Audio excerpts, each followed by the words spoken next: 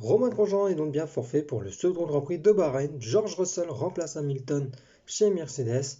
L'actualité de la F1 cette semaine a été très animée, notamment sur le Grand Prix de Bahreïn. Mais pour ce week-end, sur la partie ovale, on va bien sûr commencer par débattre de l'actualité de la semaine. Et j'ai voulu commencer par Romain Grosjean, le pilote français. Et vous savez, le week-end dernier a eu un grave accident lors du Grand Prix de Bahreïn. Il s'en est clairement tiré indemne, notamment en grande partie grâce au halo certes, mais surtout à la réaction rapide des pompiers et des médecins qui sont rapidement intervenus sur le lieu de l'accident. En effet, c'est lors du départ de la course, lors du premier tour, que Romain Grosjean a perdu le contrôle de sa Haas. La FIA a bien sûr ouvert une enquête en cours, car il faut expliquer qu'au moment du départ, lorsque les pilotes se sont élancés et ont passé les 2-3 premiers virages, c'est sur la seconde ligne droite en fait que Romain Grosjean aurait perdu le contrôle de sa voiture. Percuté involontairement, je dirais, par Danny Kvyat, qui n'a pas vu le pilote français se déporter sur lui. La FIA, bien sûr, rendra ses conclusions dans quelques semaines, voire quelques mois. Le pilote français a littéralement fracassé le rail de sécurité. Et quand on a vu les images, eh bien, c'est tout simplement choquant.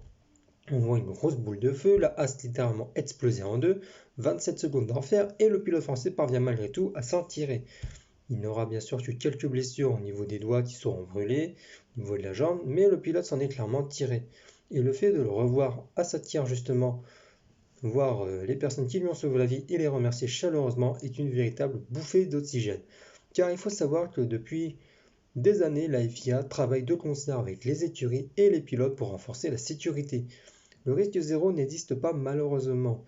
On l'a vu notamment le décès brutal d'Antoine Hubert en Belgique et il y a quelques années le décès de Jules Bianchi sur sa Marussia lors du Grand Prix du Japon. Les faits que je vous ai cités sont malheureusement le reflet d'un risque zéro.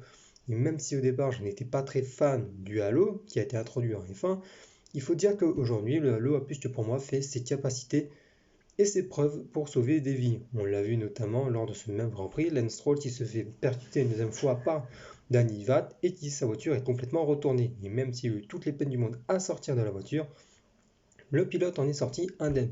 Il y a eu également l'accident spectaculaire il y a moins de 2 ans en Belgique justement, lorsque Charles Leclerc évoluait chez Alfa Romeo Sauber notamment, où l'une des voitures lui passe carrément au-dessus de lui. Et il faut autant le dire, le halo là aussi aura servi vraiment à quelque chose.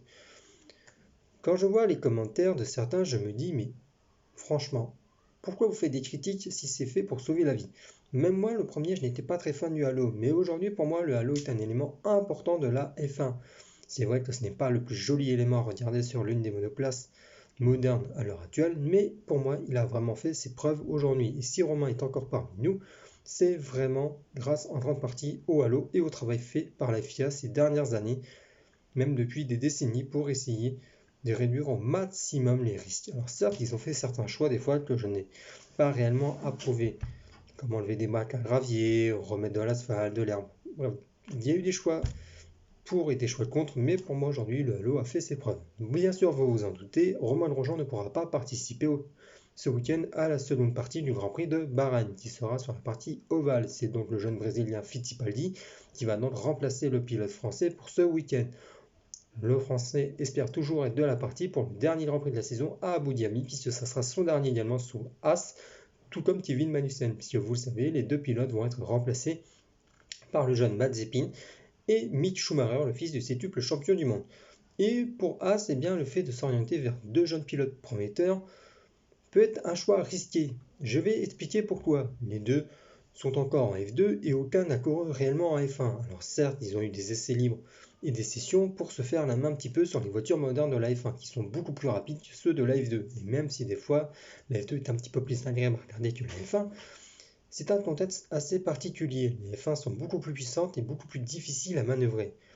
Elles sont au top de la technologie. Et même si l'année prochaine, en 2021, sera la dernière année de la réglementation actuelle, puisqu'on passera sur une réglementation en 2022, il ne faut pas oublier l'année 2021 et en faire un break. Certes, toutes les écuries vont les préparer, mais As, c'est qui joue très gros.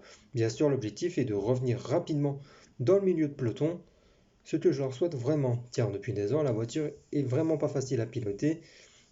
Alors bien sûr, il n'y a pas que la voiture, il y a eu des faits de course, des problèmes mécaniques et autres.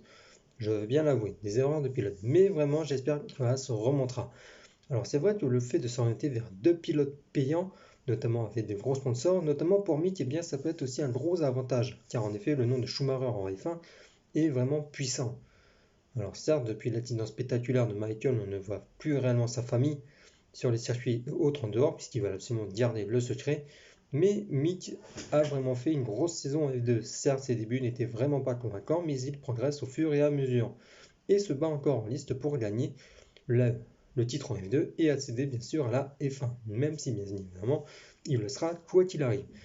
Le fait de s'orienter vers des pilotes payants peut être un risque, mais je pense que Haas a pris cette décision depuis bien longtemps et maintenant j'espère qu'ils pourront réussir. De plus, le partenariat avec Ferrari va être renforcé puisque des ingénieurs de Ferrari, donc en particulier, sera directement envoyé chez Haas. Alors je n'ai malheureusement pas eu le nom en tête puisque je n'ai pas encore regardé qui c'était, mais vous pouvez bien sûr aller sur internet et voir les infos de vous-même. Mais bien sûr, pour tout ce qui est de la F1 à l'heure actuelle, je vous conseille également d'aller voir Des Pilotes, qui a une chaîne sur YouTube qui est excellente et que j'adore regarder et que je d'ailleurs lui passe le bonjour. Mais bien sûr, on ne va pas parler que de Romain et de Haas. Il y a bien sûr d'autres actualités, dont celle de, je vous ai annoncé, George Russell chez Mercedes. En effet, Lewis Hamilton a été touché le lendemain du Grand Prix par la Covid-19 et il est actuellement à l'isolement. Bien évidemment, Mercedes a dû repasser tous les tests pour son autre pilote, Valtteri Bottas, pour ses réservistes comme Van Dorn qui a été rappelé en urgence alors qu'il était en essai libre pour la Formule E. Beaucoup pensaient que c'est lui qui aurait été choisi, et même moi j'aurais été le premier à le penser. Mais bien évidemment, Mercedes a décidé de s'appuyer sur son diamant brut, George Russell. Le Britannique sort de 2 saisons assez intenses de chez Williams. Il faut dire aussi que passer de la voiture la plus difficile du plateau à l'une des meilleures du plateau, ça fait toute une classe d'écart. Bien évidemment, le pilote n'est pas non plus inconnu au sein de l'écurie Mercedes. Il a passé plus de 2 ans en tant que pilote de réserve et il a aussi longtemps travaillé dans le simulateur de l'écurie. Donc il connaît parfaitement la gestion de l'écurie et les personnes. Bien sûr, ces premiers tours en essai libre n'ont fait que confirmer que la voiture est l'une des meilleures du plateau, mais on ne peut pas se référer qu'à la voiture. Le pilotage de l'homme dans la voiture est aussi nécessaire et fait pour moi plus de 80% du travail en piste. Et on a vu que ces tours étaient plutôt très bons. Et pour l'instant, il joue à la régulière avec Valtteri Bottas, même si, bien sûr, ce ne sont que des essais libres. J'attends de voir la qualification pour ce que ça va donner. Mais moi, je me pose une question. Si Valtteri se fait battre à la régulière ce week-end en qualif et en course par George Russell, ça risque d'être préoccupant pour le Finlandais. Certes, il a prolongé son contrat jusqu'en 2021, mais il sera clairement menacé. Et autant vous le dire, chez Mercedes, on a vraiment hâte de mettre Russell dans la voiture. Mais le fait pour moi de un peu traiter Bottas différemment d'Hamilton est un peu un crève-cœur, car le Finlandais a clairement du talent. Mais se frotter à Hamilton n'est pas une partie de plaisir. Et on l'a vu à plus d'une reprise cette saison et lors des saisons précédentes, que ce soit Rosberg ou même désormais Bottas. Et même s'il a été défendu bêtis-ongle par Hamilton, notamment il n'y a pas très longtemps, je pense que pour moi, Valtteri Bottas, c'est que tôt ou tard, il devra quitter la filière allemande. Alors vous allez me dire, où est-ce qu'il pourrait aller? Moi, je vois bien un échange de bâtiers. Bottas chez Williams pour ramener de l'expérience, des sponsors et permettre à l'écurie de se relever. Mais c'est aussi un choix risqué, car passer de la meilleure voiture du plateau à l'une des plus difficiles, c'est un sacré challenge. Bon, vous me direz, des pilotes vont le faire, notamment Vettel. Mais on en reparlera juste après, justement. Et si Russell venait à aller dans le futur de Mercedes, avec qui vous le verrez piloter? Pour l'instant, c'est Hamilton, mais on le sait, tôt ou tard, Hamilton prendra sa retraite et se retirera de la F1. Alors vous allez me dire, je vois bien Esteban Ocon. Oui, certes, mais le Français est actuellement sous contrat avec Renault pour une longue durée. Après, il faudra voir s'il sera toujours en F1 ou pas. En effet, la jeunesse dorée arrive derrière et pousse pour mettre un peu les vieux bristières dehors. Bon, vous allez me dire, Alonso revient. Oui, certes, Alonso revient, c'est un double champion du monde et j'ai hâte de le revoir. Mais Mercedes va devoir aussi gérer justement ses apprêts de pilote, l'avenir de Russell et aussi l'année 2022 qui sera la nouvelle réglementation. Car il faut dire que depuis 2014, Mercedes marche sur l'eau et ne laisse réellement que des miettes à ses adversaires. Si certains trouvent cela lassant, moi je trouve cela aussi du fait que Mercedes a pris de l'avance sur tout le monde et que toutes les écuries tentent le tout pour le tout de rattraper leur retard. La FIA aussi essaye un petit peu d'embêter Mercedes, mais pour le moment, ça n'a pas marché. Et moi, je vais être peut-être méchant dans ce que je vais dire, mais pour moi, le DAS devrait rester en F1. Mais voilà, c'est un débat que je ne ferai pas, ça ne sert à rien, je vous laisse aller voir d'autres spécialistes pour en parler davantage.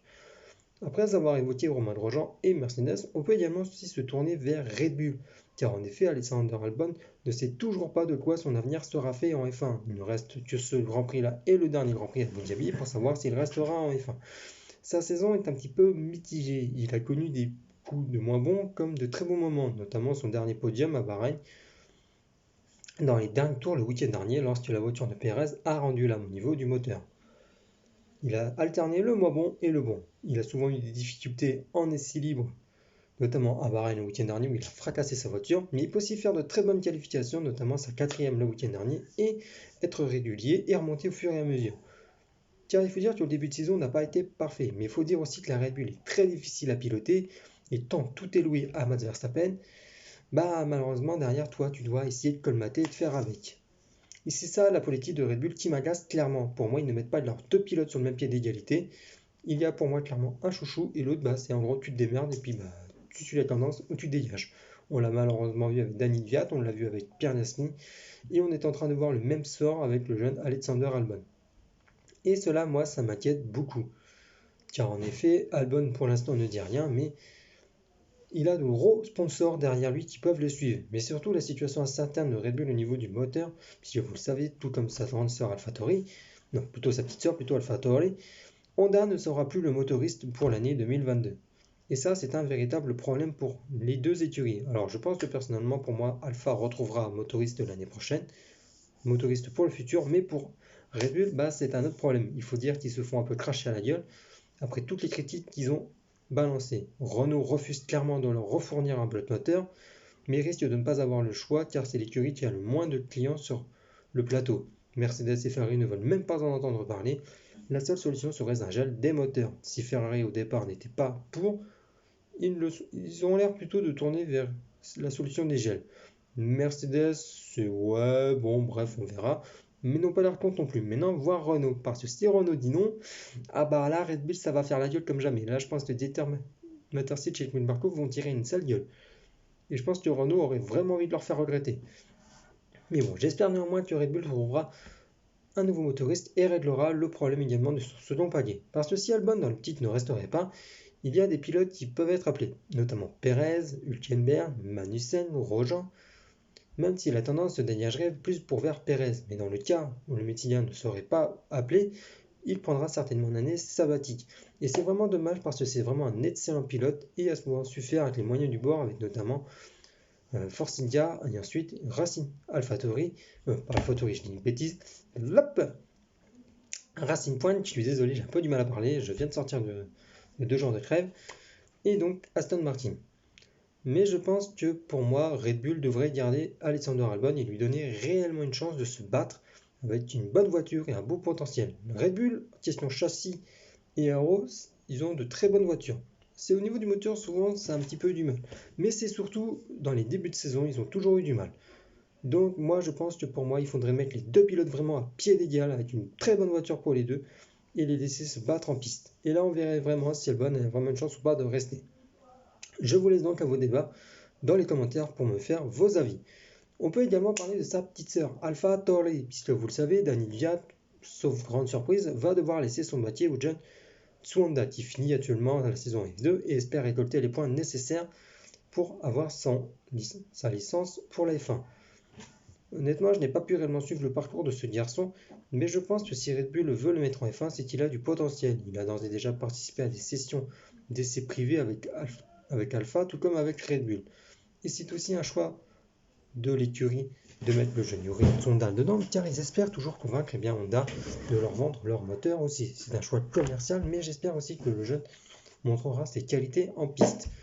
Et je pense qu'avec un duo qui peut être plus que prometteur, je pense qu'AlphaTauri, le fait aussi de conserver Pierre pour la saison 2021 et peut-être même pour future d'autres saisons est un point important. Car en effet, depuis son retour chez AlphaTauri, Pierre a fait d'énormes progrès et notamment ses fameux podiums et victoires, notamment sa belle victoire Monza, illustrent parfaitement la capacité du Français à rebondir. Pour moi, il a clairement toutes les cartes en main pour s'imposer au sein de l'écurie de Faenza avec une excellente voiture. Et avec le talent qu'il a, il pourrait faire de gros dégâts. Et je le vois même pourquoi pas plus tard dans une voiture de top team pour aller embêtiller pourquoi pas le titre. Mais encore une fois, on verra ce que le futur décidera de la F1. Déjà ce week-end, les pilotes vont se battre à Bahreïn pour l'avant-dernière course et finiront le travail ensuite à Abu Dhabi. Et même si Hamilton, j'espère, sera de la partie à Abu Dhabi, dans le cas où il ne le serait pas, je pense que c'est Russell qui garderait le bâtier pour les 2 Grands Prix. Mais voilà, il faut prendre désormais au jour le jour la situation en F1 du fait de la crise sanitaire. Personne n'est épargné et on l'a vu. J'espère tout simplement les amis que la petite vidéo vous aura plu. Je vous laisse mettre dans les commentaires vos avis, vos questions, vos idées. Je vous invite également à mettre le petit pouce bleu, ça m'aide toujours à faire les vidéos. Bien sûr, je vous dis portez-vous bien les amis. N'hésitez pas à vous abonner à la chaîne et surtout soyez prudents, protégez-vous et restez chez vous surtout les amis. Allez, ciao!